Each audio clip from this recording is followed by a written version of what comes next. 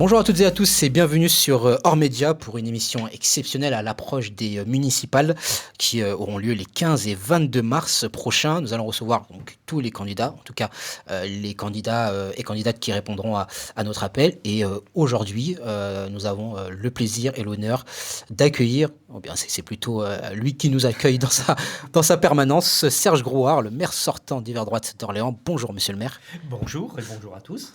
Comment ça va? Comment vous allez? Très bien parce qu'on a un petit soleil qui arrive aujourd'hui, donc après toutes ces journées de C'est pas pluie, mal. c'est plutôt sympa. Merci en tout cas à vous d'avoir accepté notre invitation. Alors monsieur le maire, vous êtes né le 19 mars 1959 donc à Paris. Vous êtes un haut fonctionnaire et un homme politique français, ancien membre du RPR, de l'UMP puis des Républicains que vous quittez donc en 2023. Vous avez été député du Loiret de 2012 à 2017. Même avant. 2002. Wow. 2017. De 2002 à 2017, c'est ça, ainsi que maire d'Orléans de 2001 à 2015, puis depuis juillet 2020. Pour résumer un peu tout ça, vous êtes un habitué donc des campagnes, puisque vous avez déjà remporté celles de 2001, 2008, 2014 et 2020.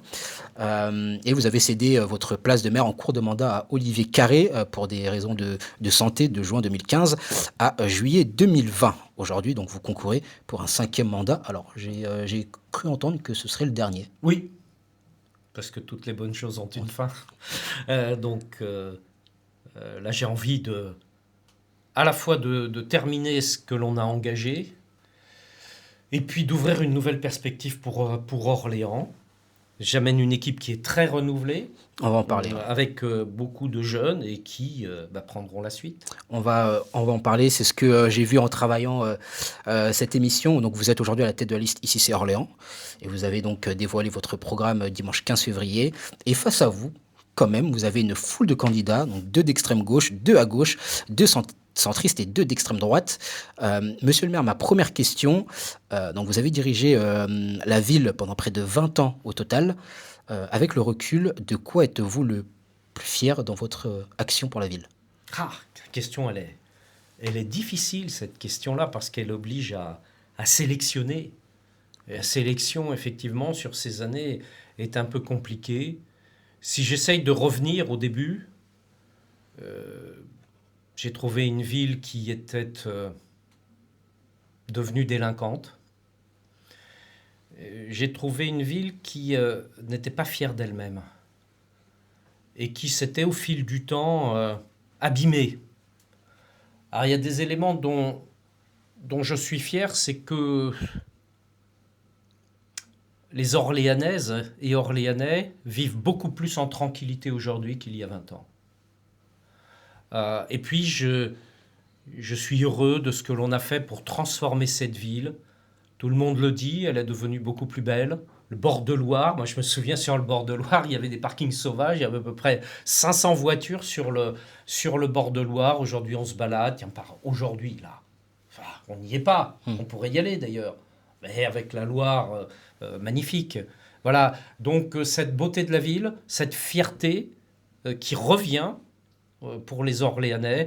Voilà, tout ça, ça me fait plaisir. Maintenant, si vous me disiez une chose, j'ai du mal, franchement, à sélectionner une action, une réalisation, parce que je pense en plus que tout cela fait partie d'un ensemble. Je pense que c'est une cohérence d'ensemble sur ce qui a été fait. Et pourquoi avoir choisi de briguer un 5e mandat, justement? Justement, pour, terminer un certain nombre de choses. Je vous donne un exemple, ou 2 peut-être. Allez-y. L'université. On est en train de construire un nouveau site universitaire en plein cœur de ville, sur l'ancien hôpital Porte-Madeleine. Ça va ouvrir en septembre 27. C'est tout près. On est en train de doubler le nombre d'étudiants sur Orléans. Un peu moins de 15 000, on va arriver à 30 000 dans le début des années 2030. Ça paraît loin, mais c'est pratiquement demain matin. Voilà, j'ai envie de continuer à apporter tout cela. Puis je vous donne un deuxième exemple, c'est en matière de santé. On avait un hôpital dans le début de ce 21e siècle qui était totalement vétuste, avec des gens remarquables déjà, il faut le dire. On a fait le nouvel hôpital d'Orléans, on a réussi à le transformer en CHU, on crée une fac de médecine. Voilà, il y a cette envie d'aller jusqu'au bout de ce type de projet parce qu'ils sont fondamentaux pour Orléans. On va devenir une ville universitaire et avec une fac de médecine. Qui l'aurait parié il y a ne serait-ce que 10 ans? Personne. Franchement, personne. Voilà, donc ça, c'est un boulot de tous les jours. Vous savez, quand on coupe les rubans, oh bah c'est formidable. Mais il y a tout le boulot pendant des années avant dans la coulisse. Et puis, j'ai envie de pouvoir permettre à une nouvelle génération de venir s'exprimer, de prendre la main et de porter une nouvelle ambition pour la ville, parce que ça ne s'arrête jamais. Et l'on voit bien que dans tous les domaines, dans le domaine économique par exemple, il faut tout le temps s'accrocher. On l'a vu là récemment sur Duralex et puis en ce moment même sur Brandt. On en reparlera peut-être, je ne sais pas. Oui, c'est vrai que sur Brandt, on vous a beaucoup entendu. Mais voilà, donc voilà, cette ville, je l'ai, comme je le dis, je l'ai dans les tripes. Et j'ai envie qu'elle réussisse, qu'on aille au bout des choses, là, au bout de cette réussite, et qu'Orléans soit dans la première division des villes de France. Impeccable. Eh ben, on va accueillir, monsieur le maire, si vous le souhaitez, nos invités aujourd'hui. Donc, je fais appel à Julien, à Ruth et à Brahim. Donc, s'ils peuvent rentrer. Merci aux invités de nous avoir rejoints. Donc, je salue Ruth. Bonjour Ruth. Bonjour. Donc, Ruth, vous êtes licenciée en conceptrice sonore et ingénieure du son.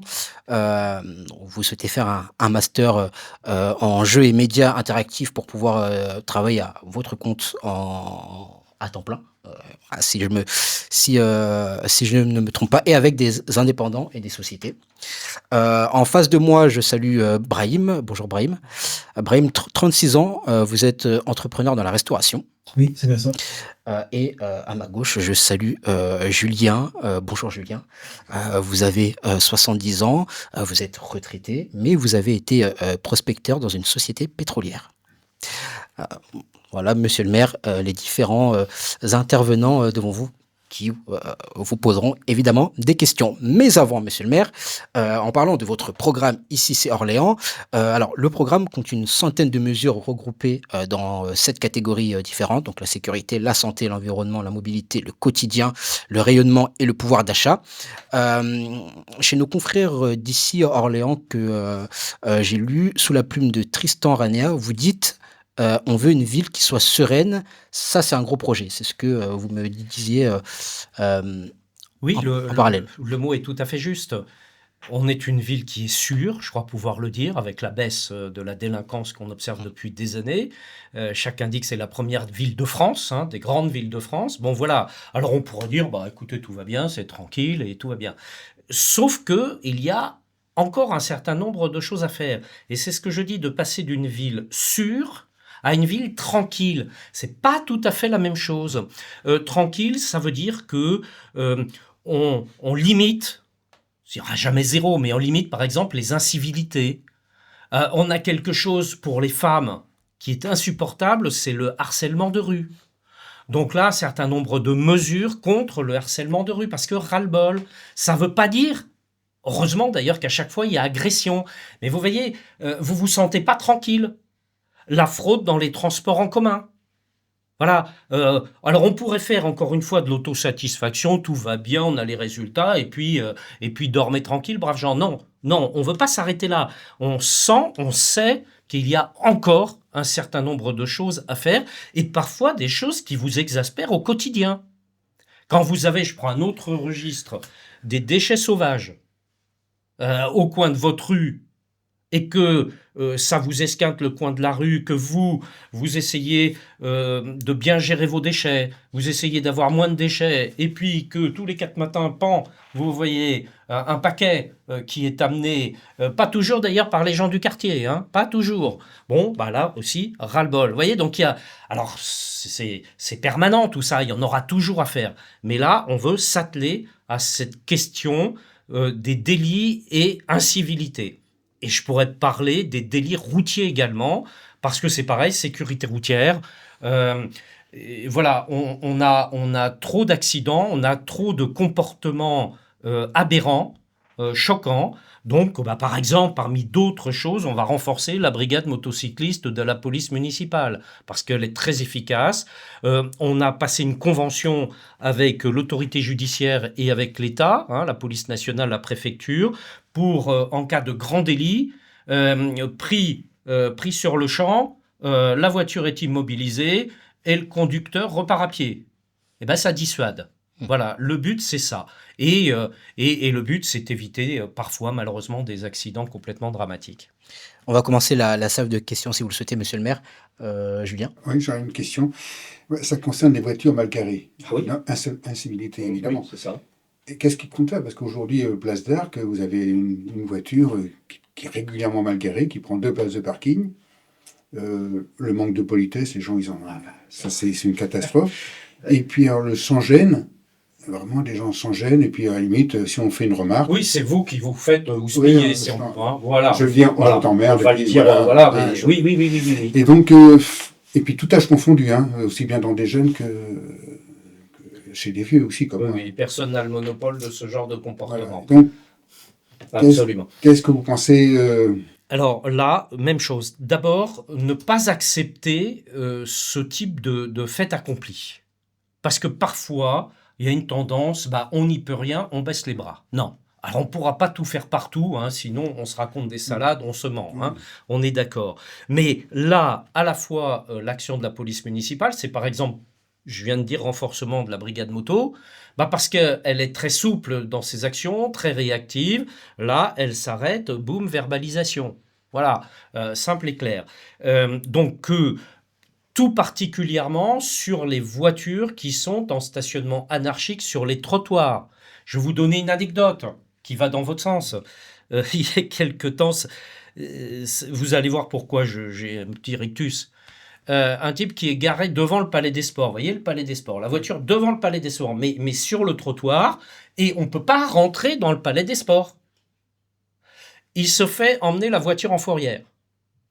Eh bien, ce monsieur a le culot de m'écrire pour me dire « Je vous demande de ne pas payer la prune pour avoir été enlevé en fourrière parce que je ne gênais personne. » On était obligés, les gamins qui étaient au Palais des Sports étaient obligés pratiquement de passer au-dessus de la voiture pour rentrer dans le Palais des Sports et en ressortir. Voilà, alors là, alors heureusement, c'est quand même à la marge ce type de comportement, mais là, oui, vraiment de la fermeté au quotidien, les patrouilles de police, nos actions également. Parce que ce que vous dites là-dessus, c'est en fait des problèmes de comportement. C'est un peu je m'en fous et puis je verrai plus tard. Et là, derrière, on va tomber sur toute la question de l'éducation. Voilà. Et là, nous, ce sont aussi tous les dispositifs qu'on a mis en place sur la prévention, la réussite éducative. On y met beaucoup de moyens financiers, ça fonctionne bien et c'est sans cesse de recommencer toujours. Avec également nos parents relais, avec tous ces dispositifs-là et bien sûr, avec l'éducation nationale. Et là, oui, aussi un certain nombre de choses. Alors, on n'est pas dans un monde parfait, ça ne le sera jamais. Mais on sent qu'il y a quand même cette dérive dans les comportements. Et là, oui, ça s'appelle le coup d'arrêt. Et c'est ce dont je parle pour dire la tranquillité. Voilà, la tranquillité. La sortie, vous pourriez me donner... je parlais du Palais des Sports, je pourrais parler de la sortie de la gare. Voilà. Bon. Alors, en même temps, je veux quand même être positif parce que moi, je vois beaucoup de gens quand même... qui tout simplement se comportent en société, se comportent bien, font attention aux autres. Donc il ne faut pas non plus qu'on parle que des trains qui sont en retard. Il y en a beaucoup qui arrivent à l'heure, mais c'est un point effectivement là-dessus. Moi, je veux que l'on soit extrêmement vigilant et qu'on ne laisse rien passer. Voilà, c'est très clair. Et là, ça veut dire du monde très concrètement sur le terrain. Oui. Mais au moment des trains, quand ils arrivent vers les 18h, à la gare de Fleury-les-Aubrettes, par exemple, parce que j'habite dans le coin, on ne voit jamais un agent qui est là. Quoi. Je veux dire, alors là, Fleury, pardon. Les gens n'importe comment. C'est pas dans son domaine. Là, c'est plus... Même à Orléans, quand vous sortez avenue de Paris. On y passe en permanence avec la police municipale, elle est en permanence sur l'avenue de Paris, je vous assure, vraiment. On a réaménagé la sortie de la gare, là, parce qu'il y avait toujours des gens qui déposaient les personnes devant, vous savez, devant la sortie proche de Place d'Arc, là, de ce Oui, tout côté-là. à fait. Donc on réorganise les choses avec aussi les taxis qui sont là pour trouver quelque chose de plus satisfaisant, parce que je reconnais aussi, quand on est pressé le matin, on dépose quelqu'un à la gare, on n'a pas de place, bah, on va pas rater le train. On va transformer le petit parking qui est juste un peu plus au nord sur l'avenue de Paris, mais à 2 pas vraiment de la gare, juste après la station de taxi, pour faire en sorte qu'il ne soit plus embolisé par des gens qui viennent se garer là et qui ne viennent pas à la gare. Donc, on est en train de mettre des barrières, alors, toujours en gratuité, mais des barrières qui ouvrent et qui descendent pour que ce soit vraiment Une circulation. voilà, les gens qui viennent déposer quelqu'un qui puisse se garer là. Après, on a aussi un espace contraint, hein, et c'est là où il faut que chacun y mette du sien, quoi. Parce qu'il y a un moment, l'autorité publique, de toute façon, elle ne peut pas tout assumer, et là, on retombe sur le fait de vivre ensemble et de se comporter, j'allais dire, normalement, correctement. C'est bon. On va prendre une autre question, monsieur le maire, avec Ruth. Alors oui, du coup, donc moi, en tant que jeune, faut savoir que je fais des études qui sont assez, artistiques et pour ce domaine-là, j'ai souvent dû partir d'Orléans, sauf que, dans la ville, on a beaucoup de personnes qui ont un réel savoir-faire dans plein de domaines artistiques différents. Donc je voulais savoir si vous, par exemple, vous serez prêt, à soutenir un programme de mentorat, donc qui permettrait en gros à des personnes qui ont des compétences artistiques, de transmettre des bases techniques à des jeunes Orléanais qui souhaiteraient, pardon, développer ces connaissances-là. Alors c'est pas parce qu'on fait l'émission là, mais ça m'intéresse beaucoup ce que vous dites là. Et s'il n'y avait pas les caméras, je vous aurais dit la même chose, hein, soyons clairs. Pourquoi? Je vais être un petit peu plus général en essayant d'être court quand même, parce que c'est une question fondamentale que vous posez. C'est finalement celle de l'insertion des jeunes dans la vie. Tout à fait. C'est ça que vous posez comme question. Et là, je pense qu'on a du boulot. Je pense que notre société dans son ensemble ne fait pas la place qu'elle devrait faire aux jeunes. Regardez, on parle de quoi pendant des semaines, pendant des mois, voire pendant des années? Est-ce qu'on a parlé, je parle au plan national, est-ce qu'on a parlé des jeunes? Non. On parle de sujets qui sont graves et importants, attention, qu'on ne me dise pas, c'est des sujets secondaires. On a parlé pendant des mois de la question des retraites. Et c'est un sujet important, on est d'accord. On parle là de la fin de vie, qui agite tout le Parlement en ce moment même et qui a réagité à nouveau le Parlement. Quand est-ce qu'on parle de la jeunesse dans ce pays? Jamais. Voilà. Alors nous, vous le verrez dans le programme d'ailleurs, pour dire que c'est pas mon propos n'est pas de circonstance, parce qu'on a beaucoup réfléchi à ça, et on a mis un titre qui n'est pas pour rien, mobilisation générale pour la jeunesse, alors d'Orléans. Évidemment, je ne parle pas au plan national, mais je le souhaiterais aussi. Pour en avoir d'ailleurs beaucoup discuté avec quelqu'un qui est hyper branché là-dessus, qui est Jean-Louis Borloo, et je dirais que toute cette réflexion, elle vient très largement de lui. Une société qui ne fait pas sa place à la jeunesse, c'est une société qui va mal. C'est ce qui se passe en ce moment. On ne va pas révolutionner la planète, on est d'accord, mais on peut faire un certain nombre de choses. Moi, ce que je veux, chaque jeune, ceux qui vont mal comme ceux qui vont bien, parce que la différence, elle est trop nette, ça se passe pas comme ça dans la vraie vie. Tout le monde va un peu bien et un peu mal en même temps. Bon, voilà. Est une solution. Une solution, exemple, très précis. Les stages. Je vois un paquet de jeunes qui cherchent des stages, qui envoient des paquets de CV pour trouver juste un stage non rémunéré, la plupart du temps. Bon, c'est quand même un peu dingue. Je vois des jeunes qui cherchent une formation en alternance, qui n'en trouvent pas. C'est le fléau, ça. Tout à fait. Nous, on a 150 000 emplois sur le territoire de la métropole d'Orléans pour 300 000 habitants. On est un des territoires français, j'allais dire de ce point de vue-là, les plus riches. Nous, métropole, ville d'Orléans, autres communes, on a le contact permanent avec le monde de l'entreprise. C'est toutes les semaines. On en rencontre. On a des patrons qui cherchent et qui ne trouvent pas. Je me dis, on est dans un monde de fous. Bon, moi, je ne vais pas tout faire à la place des jeunes, à la place des patrons, à la place de je ne sais qui. Mais ce que l'on peut faire, nous, c'est mettre en relation, créer les convergences, rapprocher. Et donc, pour ça, vous allez me dire, bah oui, mais vous allez faire comment? Parce que c'est gentil, Mais on fait comment? On a un lieu qui va devenir ça, qui va être le lieu où les jeunes pourront venir s'ils le souhaitent, mais pas que les jeunes. C'est pas un truc où on va fonctionner en circuit fermé, ça n'a aucun intérêt. De faire venir des entreprises, de faire venir des institutionnels. La mairie, nous, on recrute. Bon, on trouve pas forcément. Ah bah c'est bon à savoir ça. Bon, mais oui, je vous le dis, on a eu l'année dernière encore jusqu'à une centaine de postes vacants.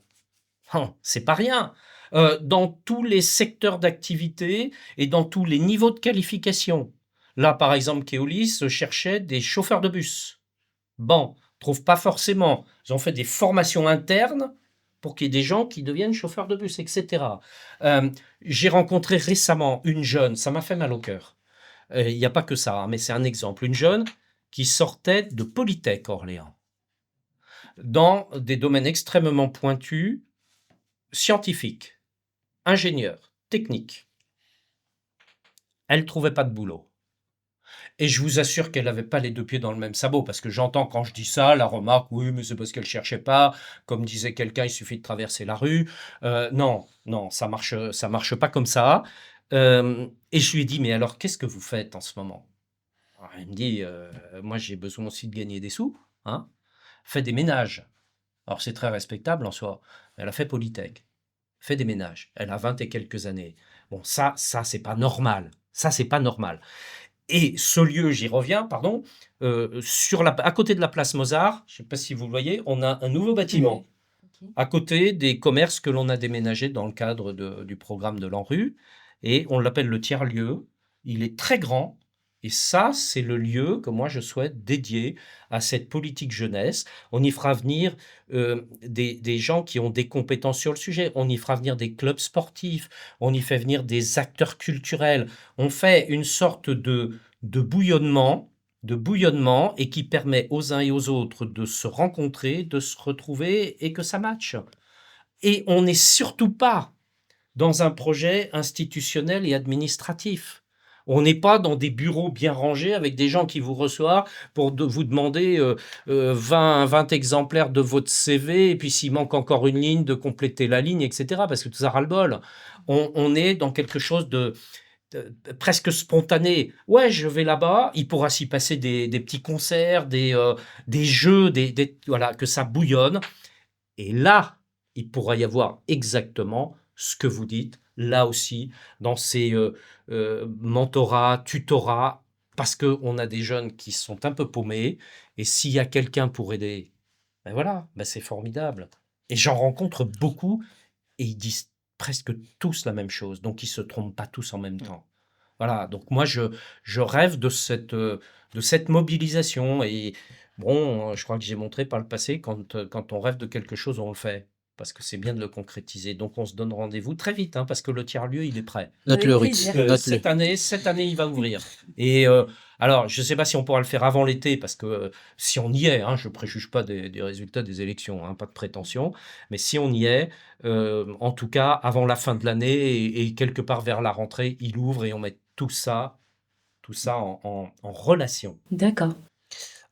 Merci Ruth pour ta question. On va continuer la salle de questions avec Brahim. Je vais juste reprendre ce qu'elle disait, c'est ce qu'on disait, mais je crois qu'il y a moins d'aide dans la formation aujourd'hui.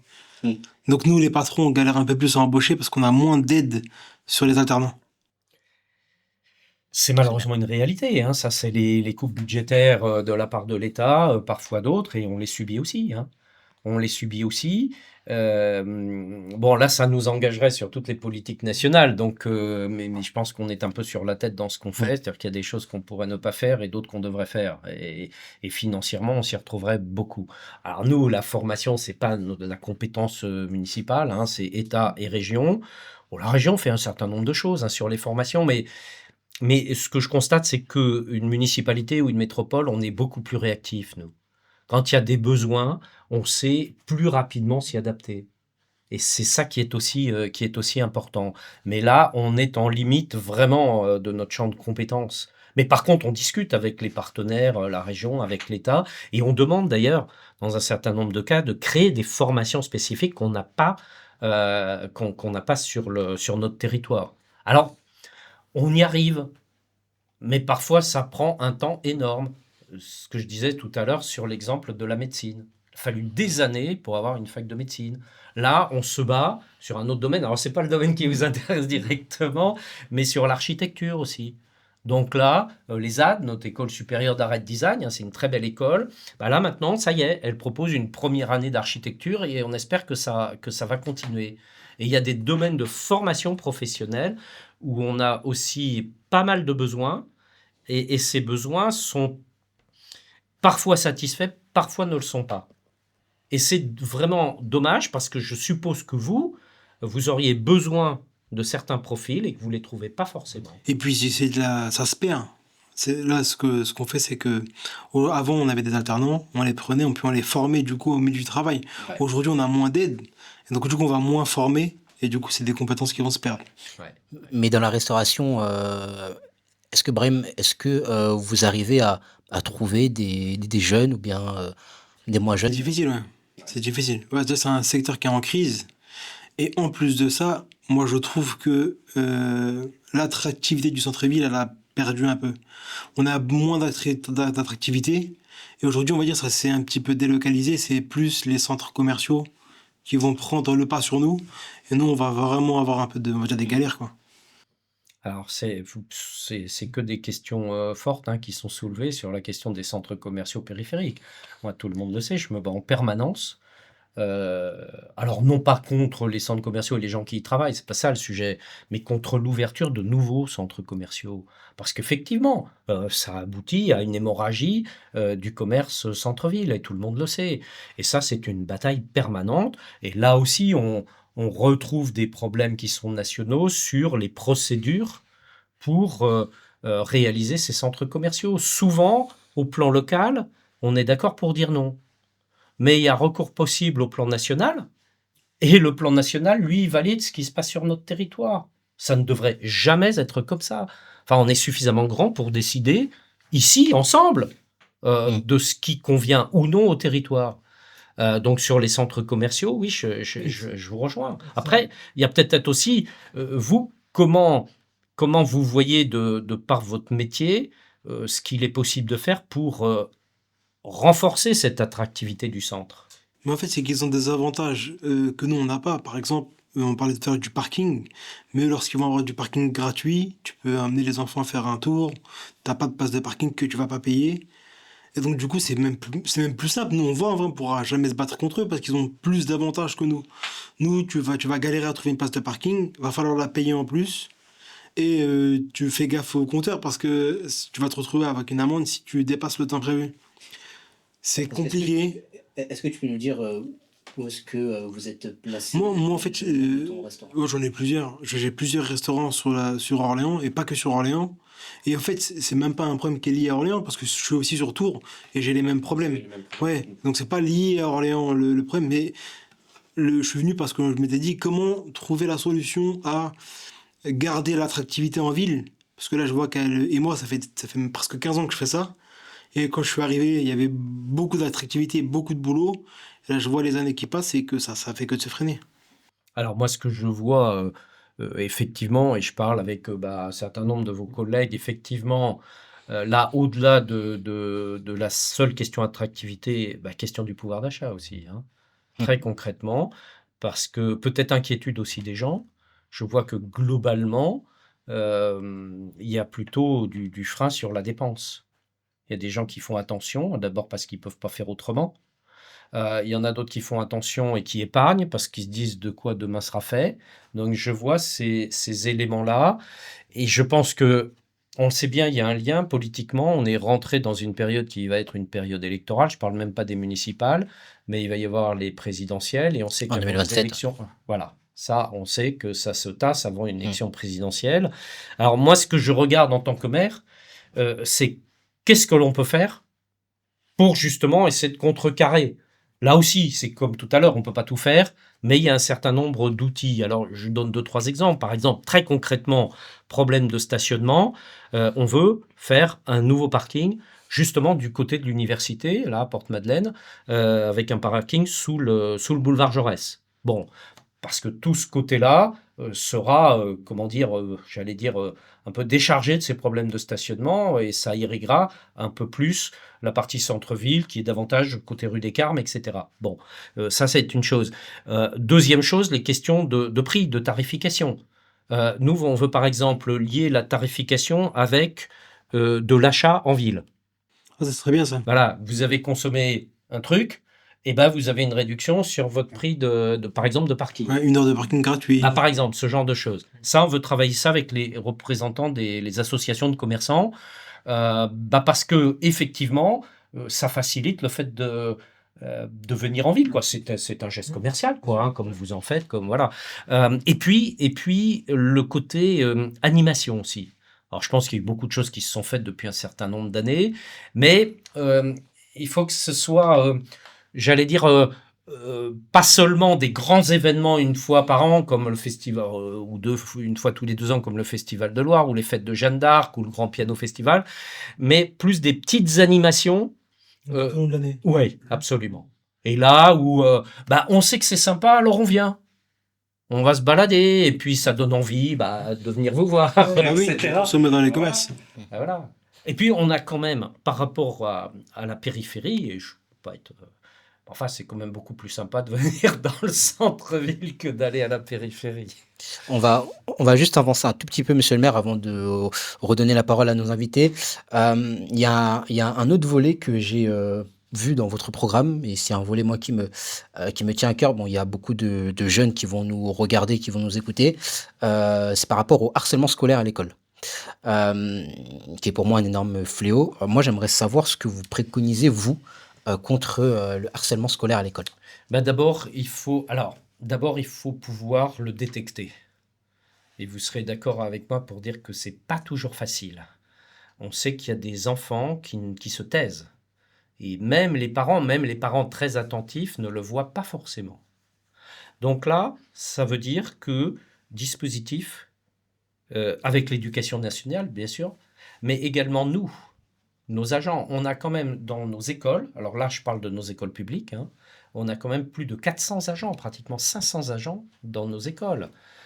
Et là, qui voient beaucoup de choses. Par exemple, pendant le repas du midi, pendant la cantine scolaire, nos agents qui sont là voient.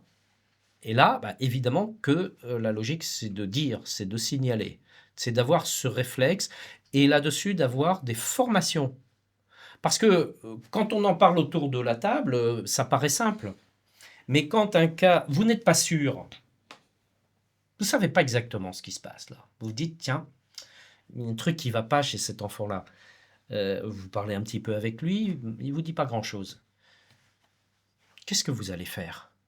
Vous allez le tourner dans votre tête, puis vous allez peut-être en parler à un enseignant, qui va se retrouver avec la situation, mais qu'est-ce que je fais ? Donc voilà, d'être informé, formé, de savoir. Et puis après, ce sont des dispositifs. Et là, nous, on a, je reprends ce que je disais, tous nos dispositifs sur la prévention réussite éducative, parce que des enfants comme ça, on en prend déjà beaucoup. Et il n'y a pas que des réussites, mais il y en a quand même pas mal. Voilà, donc c'est là aussi, moi je veux combattre une idée un peu reçue, oui, mais on ne peut pas faire grand-chose. Mais si, mais bien sûr que si.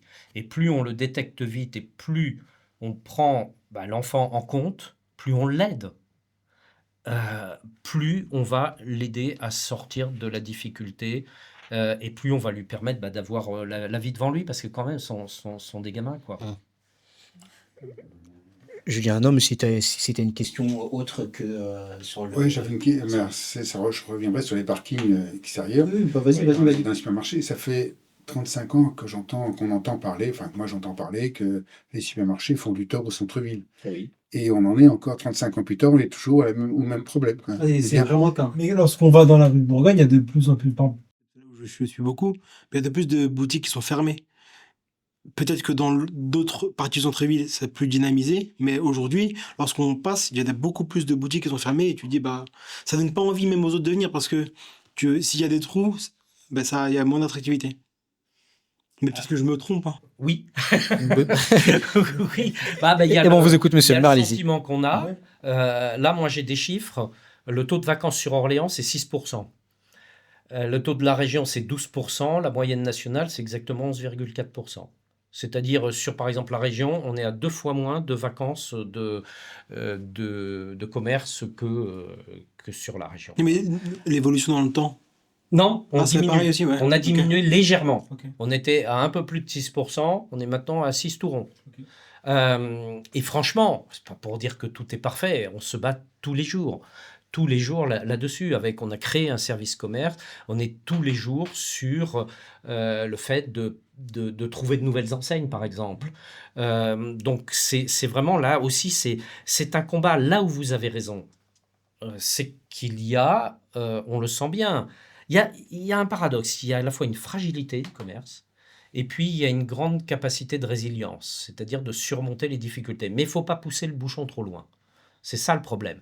Et je vois bien qu'il y a des commerces qui sont en limite, d'où ce qu'on disait avant sur l'attractivité, etc. Sur les centres commerciaux, ça dépend de quel type de commerce, mais il y a deux choses qui en fait concurrencent très très fortement les commerces de centre-ville. Il y a bien sûr les centres commerciaux, puis il y a le e-commerce. Il y a le e-commerce, parce que maintenant c'est une part importante de nos consommations. Donc là, c'est aussi la question de l'évolution des comportements individuels. Moi, je n'achète rien en ligne. Rien, zéro.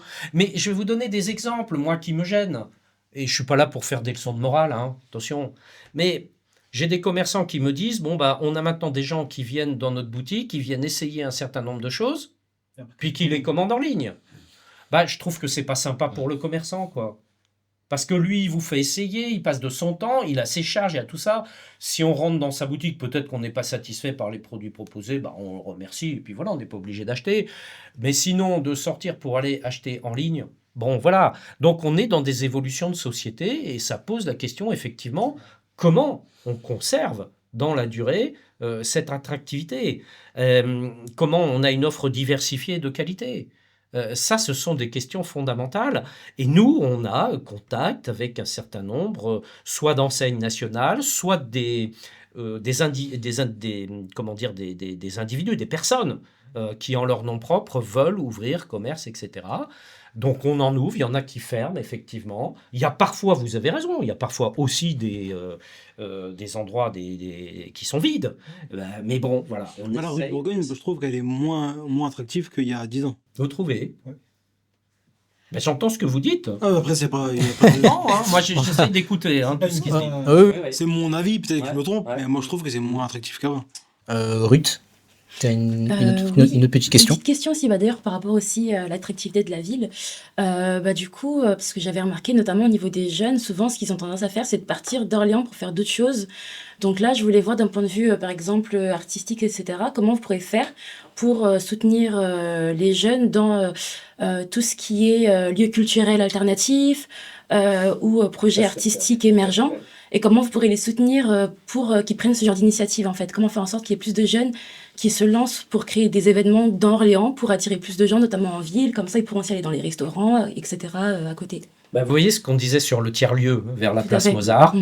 Voilà, quand je disais un lieu d'ébullition, oui, qu'il y ait des projets qui puissent naître comme ça. Alors j'en vois des choses qui naissent.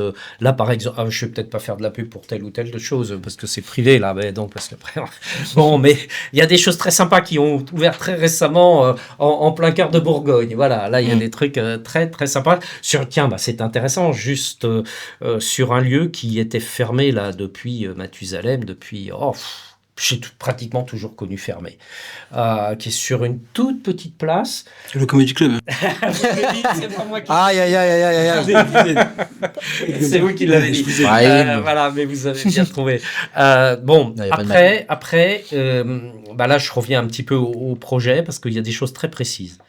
Les arts urbains, le hip-hop, mais j'étais là au festival des arts urbains qui s'est produit à Comet Arena, c'était super, c'est vraiment très sympa. Il y a une présidente, là non plus je vais pas donner de nom parce que mais hyper dynamique et tout. Là on est en train de voir à trouver un lieu, mais définitif, permanent, pour le développement du hip-hop.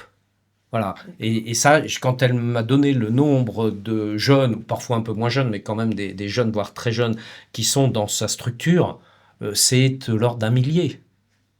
Vous voyez, quand je vous dis que notre société ne regarde pas sa jeunesse, ça, j'y ai pas pensé tout à l'heure, mais ça, c'est encore un exemple. Mm. Voilà.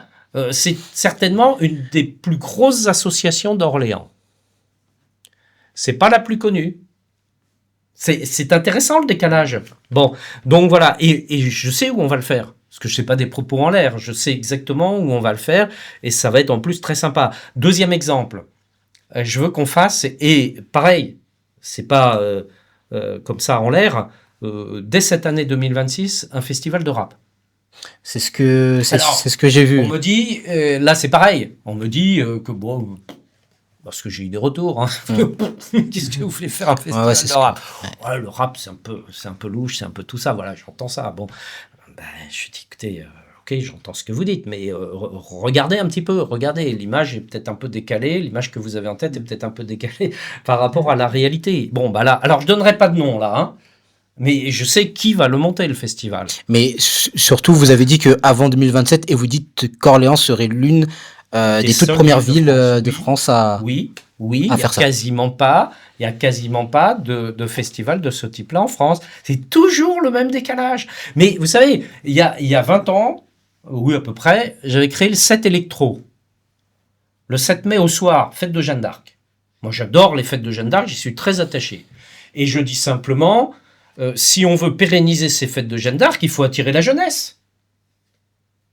Alors tout le monde, je me souviens de la réunion en mairie autour de la table, tout le monde me regarde en se disant, bon, bah oui, et qu'est-ce qu'on fait? Je dis, vous faites un set électro. Alors là, j'ai remporté un succès fou, hein. Ah ouais. Ils sont tous regardés leurs chaussures en disant, il a encore un peu, voilà, il a fumé la moquette, quoi. Mais je me suis dit, mais réfléchissez, quoi. J'ai pas dit un gros mot. C'est très sympa, c'est vivant, et vous allez voir que ça va amener énormément de monde. Et puis ça va amener les plus jeunes et les moins jeunes. Bon, c'est exactement ce qui s'est passé. Je peux vous raconter une toute petite anecdote. Allez-y. Un DJ, un des DJ, parce on les a eu pratiquement tous, et qui me dit le 7 mai, là, on avait vu ça le matin avec les médias et tout, présenter le DJ, tout et tout. Puis il vient me voir après, il me dit, je suis embêté, est-ce qu'on pourrait commencer plus tard le 7 électro? Bah, je suis 18, il y a un problème technique, quoi. Il y a des trucs qui sont pas calés, on est encore dans une galère ou je sais pas quoi. Et je lui dis, c'est quoi votre... Ah non, mais j'ai pas de problème. C'est juste que je voudrais venir voir la remise de l'étendard. Et après, le temps de rejoindre mes platines et tout le machin, bah, il me faut un petit peu de temps pour rejoindre, donc j'aurai pas le temps, donc est-ce qu'on peut le décaler un peu? Vous voyez, c'est très significatif. Nous, qu'est-ce qu'on fait? On l'enferme dans une case. Lui, c'est un DJ et il fait faire le set électro, le reste, ça l'intéresse pas. Et puis, les gens qui sont à la remise de l'étendard, le 7 mai au soir, ça les intéresse pas d'aller sur le 7. Mais en fait, c'est faux tout ça. Et là, on crée du brassage, on crée de la vie, tout simplement. Mais c'est même bien pour nous aussi, les commerçants. Parce que les soirs du CD Electro, c'est un des soirs où on bosse le mieux. Ouais. Mais ça ramène même d'autres personnes, d'autres villes. Les gens de Blois se déplacent. C'est vraiment bien. Et c'est des événements comme ça qu'on voudrait avoir en plus grande quantité, on va dire. Alors, Même si c'est beaucoup je pense, d'investissement de boulot, en termes de retombées, nous, sur ce que ça nous donne, les commerces qui sont en centre-ville, alors c'est magnifique. là-dessus, oui. Et ce que je disais, c'est que bon, il y a des grands événements comme ça. Donc le festival de rap, ça va devenir le 7 électro. Et je vous dis que dans 10 ans, tout le monde dira ouais, c'est génial sur Orléans. Mais ça va se dérouler où ce festival? On va le faire premier temps parce qu'on veut le faire dès cette année 26. Ok. D'accord. Au Zénith. Ok. Donc là, on le cadre. Alors là, ça va moins vous arranger pour le centre-ville. C'est un peu loin. Mais c'est un peu loin. Quoique, parce que il y aura des gens qui vont venir, comme vous disiez, d'ailleurs. Il y a des gens qui vont peut-être même rester dormir une nuit sur Orléans, qui vont venir dans la ville. Voilà. Mais voilà, ça va complètement prendre. Et moi, je suis sûr du résultat. Pardon de la prétention. Et on sait qui va être le directeur artistique, on a déjà les contacts, enfin voilà, c'est prêt. C'est pour ça que je peux dire que ça aura lieu avant la fin de l'année. Moi, je pense que j'ai un petit nom, mais je veux le garder pour moi. Mais Ouais, je le pense dis pas, que dis pas, parce que je pense que j'ai un petit nom. il faut Juste, pas, juste- il faut pas révéler le nom. Est-ce que, bon, il va y avoir au Zénith, comme vous dites, le groupe. Est-ce qu'il peut pas y en avoir quelques petits groupes très restreints dans certains quartiers C'est tout à fait. d'Orléans? Alors ça, c'est également important ce que vous dites là, parce que il faut que le centre-ville soit vivant, que ça bouillonne, etc. Mais il faut pas qu'il y ait que le centre-ville. Et je vois là, ces derniers temps, j'ai entendu dans d'autres quartiers, mais monsieur le maire, on voudrait que ça bouge aussi dans notre quartier. Alors nous, qu'est-ce qu'on a fait sur ces dernières années? Beaucoup de rénovations urbaines. Là, par exemple, vous voyez encore le quartier de l'Argonne qui est en plein chantier, hein, parce qu'il y a énormément de choses qui se refont. Bon, d'autres quartiers avant, etc. Mais il faut amener de la vie sur ces quartiers. Là, par exemple, si vous prenez un quartier comme La Source, qui est quand même un grand quartier, hein, bon, alors il y a des associations qui font un super boulot, il y a des gens qui organisent des animations et tout. Si vous prenez le lac de La Source, il se passe jamais rien. Alors, moi, j'ai écouté, j'ai croisé un monsieur comme ça qui me dit, vous savez, le lac, moi j'ai un chien, donc tous les matins je fais le tour du lac, mais quand on a fait le tour du lac dans un sens et puis dans l'autre, c'est très beau. Enfin, c'est un peu désert. Et c'est lui d'ailleurs qui m'a donné cette idée. Il me dit, pourquoi vous faites pas une grande fête du lac? Bah, elle se retrouve dans le projet. Il y a d'autres quartiers, notamment des quartiers périphériques, je pense au quartier Blossière. Les gens à Blossière, ils se sentent toujours un peu à part, un peu enfermés dans leur quartier Blossière. Et pourtant, il y a des choses sympas aussi qui s'y passent. Bah, on peut amener, voilà, sur des placettes. C'est pas forcément la grande armada culturelle, musicale, etc. Mais régulièrement des animations, ce que vous disiez, y compris sur le centre-ville, des animations. On veut faire par exemple sur les bords de Loire des sortes j'allais dire, de balles du dimanche. Mais je vous parie sur le succès qui va y avoir. Alors on le fera pas quand il tombe des cordes, on va pas le faire, hein. Ou en plein mois de janvier, on va pas le faire. Mais vous voyez, et là, ça vous ramène aussi du monde. Voilà, des choses comme ça, parfois des plus petites choses, mais qui sont très sympas. Les guinguettes qu'on avait ouvertes là ces dernières années. Alors à voir aussi, je sais bien la critique qui est faite sur les guinguettes par les bars et restaurants, de dire que là aussi, comme il y a eu des guinguettes qui étaient un peu loin, ça a tendance à attirer du monde à l'extérieur. Donc il faut qu'on soit vigilant aux équilibres là-dessus. Mais voilà, faire ville plus vivante, quoi. Juste, monsieur le maire, il nous reste 15 grosses minutes. Je voulais juste, moi, revenir un peu sur votre liste. Donc, dans l'une de vos réunions publiques, vous avez dit, je veux préparer la relève de demain. Est-ce que ça passe justement par votre liste ou parmi les 55 noms, il y a 31 nouveaux et 24 élus sortants. Je peux citer Fanny Picard, Gauthier Dabou. Voilà. Est-ce que ça passe par ces noms-là, la relève de demain? Elle est dans la liste, mais des 55. Oui, des 55. Gauthier et Fanny sont super, il n'y a pas de souci là-dessus. C'est d'ailleurs des sortants. Vous avez bien bossé le dossier quand même, bravo, hein, oui. Parce que vous savez les nombres exacts. Bravo. Donc il y a plus de nouveaux que de sortants. Et dans les sortants, alors il y a quelques anciens, mais il y a aussi beaucoup de jeunes sortants.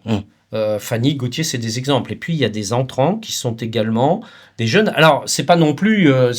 la jeunesse est une qualité qui passe, hein, on est d'accord. Mais avec des gens de grande qualité. Et ce que j'ai essayé de faire, c'est une alchimie pour faire une équipe. Vous savez, c'est un peu comme dans le sport.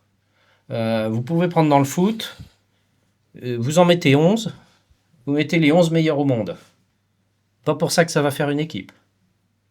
Au contraire, ils vont avoir les égos, la grosse tête, ils vont avoir par rapport à l'autre, non, ceci, cela, etc. Et puis, il y a des moments où vous arrivez à réunir des gens qui sont très très bons, mais qui font passer l'ego après le collectif. C'est ce que j'ai essayé de faire et je suis assez content. Franchement, j'allais dire il est très content, oui, mais je suis assez content parce qu'il y a des belles personnalités, des gens qui ont envie de s'impliquer et je suis convaincu qu'il y aura parmi les 55 le futur maire ou la future mère.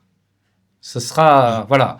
En tout cas, il y a les belles qualités pour. Et moi, ce que je vois, bien sûr, de tout ce que l'on a dit, de porter tout ce dont on parle, mais de les aider.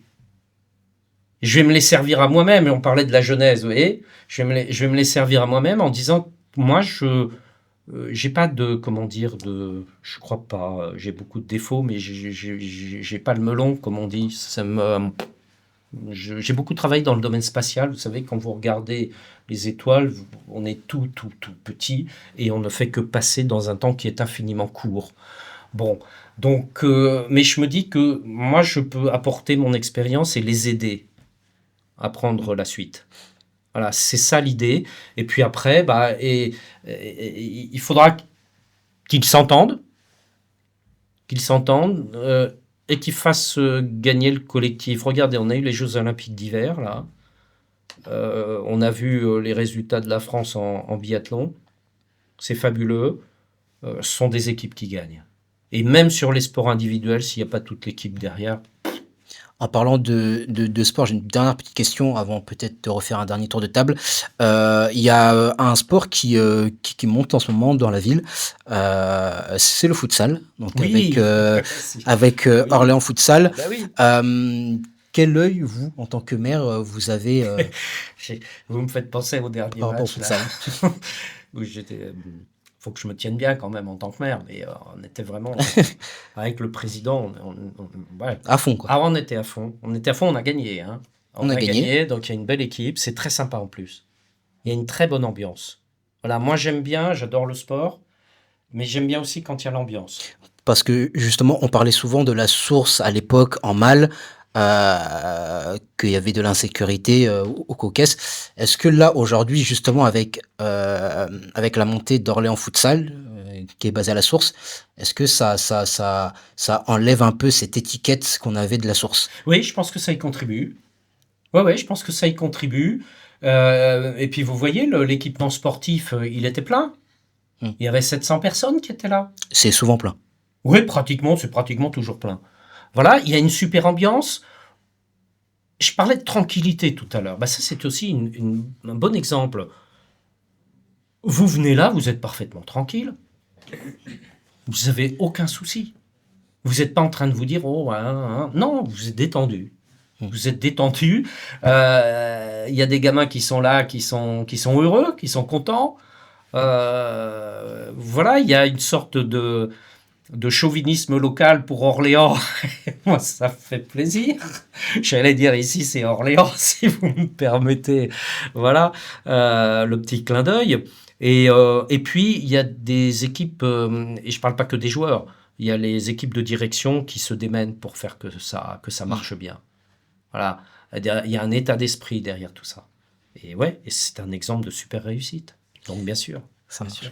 Peut-être Une petite question, c'est des petits terrains, vous voyez, de basket ou des petits terrains de football. Est-ce qu'il peut y en avoir un petit peu partout dans quelques quartiers? Parce que ça attire les jeunes, ici, ils vont se réunir.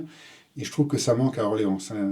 Alors, je vais vous parler sans, là aussi, brut de décoffrage. On avait fait quelques expérimentations il y a quelques années.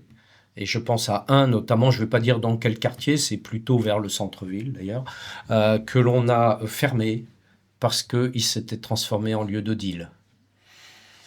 C'est malheureux. C'est malheureux. On en a refait d'autres ailleurs. Et on est toujours, voilà, entre, j'allais dire, pas dans l'hésitation, mais toujours à anticiper comment ça va pouvoir être détourné de l'objectif initial. Par contre, ce qu'on prévoit aussi, parce qu'on a beaucoup de licenciés, on a plus de 23 000 licenciés maintenant dans des clubs, donc c'est beaucoup, et ça sature dans nos équipements sportifs, dans les gymnases. On va en faire, c'est prévu, et on sait où d'ailleurs, trois équipements de quartier supplémentaires pour desserrer la contrainte de la pratique. Et puis, il y a quelques équipements extérieurs aussi. Je pense à Blossière. Il y a par exemple un petit terrain de foot sur Blossière qui n'est pas en bon état. Bon, là, on va le refaire. Et parce que là, on sait que c'est bien encadré. D'accord. Ruth? J'avais plus d'autres questions. Et d'autres questions? Impeccable. Mais j'ai plus d'autres réponses, alors. Toi, Brahim? Moi, du coup, j'ai une petite question. C'est par rapport aux terrasses du centre-ville. Ouais. Et moi, je vais prendre mon cas, par exemple. On a une petite boutique qu'on a ouverte récemment qui se trouve rue Sainte-Catherine. Et on n'a pas pu mettre du coup une deuxième rangée de tables l'été parce qu'on avait un petit poteau au milieu. Ah, c'est un Oui. poteau de quoi? Un petit poteau métallique. Vous savez, l'espèce de petit poteau Ah, métallique. les petites quilles, là, vertes, Oui, là. c'est ça. Vertes ou marron, d'ailleurs. C'est ça, verte. Vertes, ouais. Et donc, du coup, en fait, ce qui est obligatoire, c'est le passage d'un Piéton. piéton et puis même d'un fauteuil roulant. Et du coup, à cause de ce petit poteau, on n'a pas pu mettre une deuxième place. Ça, il va falloir, encore une fois, si j'y suis, hein. Mais il faudra qu'on voit pour bouger le poteau de place, quoi. Parce Mais que, je sais que c'est pas le premier truc, mais juste les terrasses, pour nous, en centre-ville, c'est vraiment important de les avoir au maximum l'été. Et souvent, on va dire, c'est des demandes qui sont longues et c'est peu des dossiers qui mettent du temps. Et souvent, on prend des refus alors qu'on comprend pas trop. Et moi, je parle de mon cas, et c'est dommage parce que ça rapporte du monde en centre-ville. ça, je le prends pour moi, vous voyez, parce qu'il n'y a rien de parfait dans ce bas monde. Ah non, mais c'est même pas le. Non, mais je le dis. On n'est pas toujours assez réactif. Voilà, on a un côté aussi, malheureusement, administratif. Voilà, il faut qu'on se mette, je dis toujours, mettez-vous à la place des gens. C'est leur métier, ils investissent, ils ont besoin d'argent. On a intérêt, nous, à ce que ça marche. Bah nous, l'hiver, il est rude, on a une toute petite place. On n'a pas beaucoup de place à l'intérieur. Et l'été, ça nous fait gagner 8 couverts. Bah oui, ça augmente. Ça nous fait doubler la terrasse, en fait. Ah voilà. Ah voilà. Et ça nous fait vivre après l'hiver. Ouais. Ouais. Moi, j'ai une dernière petite question, monsieur le maire, avant de terminer et de boucler la boucle. C'est que dans votre programme, il y a aussi le côté sport-santé que vous mettez en avant avec le projet 8 formes, donc un établissement d'études logement étudiants et une maison de santé dans le quartier Saint-Marceau, que je connais bien, mais aussi l'ouverture, donc fin 2026, du pôle santé Rue Argot. de la rue Ago. Ouais. Est-ce que vous pouvez nous en dire un petit mot? Oui, parce que c'est vraiment la santé, c'est une des préoccupations essentielles de nos concitoyens, hein, très clairement. Et pas qu'à Orléans, mais à Orléans aussi. Donc là, le pôle sport santé WeForm, c'est exactement ce que vous avez dit. C'est à la fois des filières de formation dans le domaine sport santé, hein, pour des jeunes qui ont envie d'avoir de la formation spécifique dans ce domaine-là. C'est un équipement sportif, justement, des logements, notamment des logements étudiants. Voilà. Le projet, il en est où? Il est prêt. Qu'est-ce qui s'est passé? Il y a eu un recours devant le tribunal administratif contre le permis de construire sur ce projet. Le tribunal vient de nous donner raison. Donc le projet, il peut s'en lancer maintenant dans le temps de préparer les choses, dans les mois qui vont venir. C'est un projet quand même important. Mais celui-là, maintenant, il est vraiment bien bouclé et il ne demande qu'à se lancer. Pour la rue Ago, c'est plus le même concept. La rue Ago, c'est 3 choses. C'est d'une part SOS Médecins, qui va venir dès la fin de cette année, puisque les bâtiments nous appartiennent. On a des travaux qui sont déjà faits dessus, qui vont continuer à se faire. SOS Médecins qui va venir et qui va pouvoir s'agrandir. Donc, il y aura logiquement un peu plus de médecins d'SOS Médecins. Par les temps qui courent, c'est important. La deuxième chose, c'est un centre de radiologie. Parce qu'on a besoin de ces équipements et parfois on a là aussi trop de délais pour aller faire un scanner, pour aller faire que sais-je, et parfois on a des gens qui vont le faire ailleurs que sur Orléans, donc c'est quand même dommage. Donc là on a ce centre et les bâtiments sont prévus, désignés pour cela, et puis il y a une troisième chose, c'est de manière plus classique une maison de santé avec de nouveaux médecins qui vont arriver. Ça viendra dans la deuxième phase, c'est-à-dire à partir de 27. Ça marche. J'ai une dernière question. Vas-y, Brahim, pour terminer. C'était par rapport, je crois, à la place d'Arc, ça va être rénové, si Oui. j'ai bien suivi. Oui. Et le chantier, ça avance comment? Alors, Si on peut avoir des informations. Alors, oui, donc ce qu'on veut, c'est rénover d'ailleurs à la fois les Halles Châtelet et Place d'Arc. Pourquoi? Parce que dans l'histoire d'Orléans, on a toujours fait l'essuie-glace. Soit on va vers le nord du centre-ville et c'est le sud du centre-ville qui a tendance à dépérir, soit on fait l'inverse. C'est jamais les deux. Donc nous, on veut faire les deux en même temps. Donc Halles Châtelet, il est bien avancé maintenant. On a eu les autorisations, les feux verts de l'État. Donc voilà, tout ça est en bonne et due forme. Et puis sur Place d'Arc, le projet, il est prêt. Sauf que, il y a quelques semaines, le conseil de métropole a refusé de le voter, alors qu'il l'avait voté il y a à peu près 2 ans, et que là, je pouvais chercher pourquoi ça s'est passé comme ça. Chacun comprendra. Donc c'est tout à fait regrettable. Ce qui est regrettable, c'est que derrière, il y a l'entreprise Carrefour. Il y a Carrefour et c'est Carmila, le groupe qui est derrière Carrefour, qui investit massivement pour rénover Place d'Arc. Et ça, c'est plus de l'argent public, c'est leur argent que l'on risquait de perdre. Donc, encore une fois, si j'y suis. Si j'y suis pas, je pense franchement que les autres candidats ne veulent pas faire Place d'Arc. C'est mon sentiment. Je veux pas. Vous pourrez leur poser la question, mais moi, d'après ce que je vois, autant ils sont tous venus sur les Halles Châtelet, autant ils ne viennent pas sur Place d'Arc. Je pense que Place d'Arc, c'est d'un autre temps, c'est daté, c'est moche, excusez-moi. Hein, voilà, je me les sers, hein, comme voilà, et qu'il faut refaire tout ça. Donc ça pourrait débuter assez rapidement après les élections, pourvu que le conseil de métropole vote cette fois-ci le projet. On l'a un peu retravaillé. Qu'est-ce qu'on fait? On sort le centre-bus. C'est un trou noir, le centre-bus. Hein, quand on y va, on est. Alors, quand je parlais de ville tranquille, quand il fait nuit en hiver, vous y allez moyen hein, au centre-bus, même s'il est tranquille en fait. Mais vous n'avez pas ce sentiment-là. Bon, donc on vire le centre-bus. On refait des façades de commerce, d'accord, sur la place, en linéaire. On enlève la passerelle. On a déménagé d'ores et déjà la poste, qui est allée du côté de la place Albert Ier, et qui est beaucoup mieux place Albert Ier.